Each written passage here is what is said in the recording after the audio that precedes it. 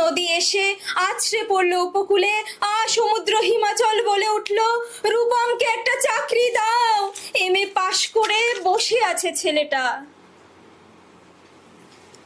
কয়েক মাস বাদের ঘটনা। আমি বাড়ি ফিরছিলাম সন্ধেবেলা। গলির মোড়ে 7-8 জনের জটলা দেখে থমকে দাঁড়ালাম। জল থেকে সদ্য তুলে আনা রূপমের ডেড বডি।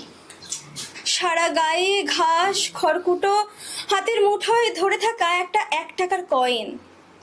পাবলিক বুথ থেকে কাউকে ফোন করতে চেয়েছিল রূপম। ভারত সরকারের 1 টাকা কয়েনের দিকে আমার চোখ।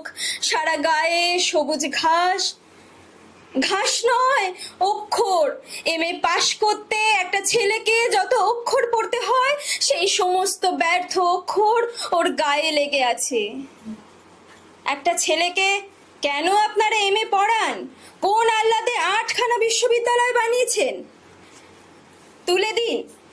এই কথাগুলো বলবো বলে ফোন তুললাম পবিত্র সরকারের। ফোন বেজে চলল, ফোন বেজেই চলল।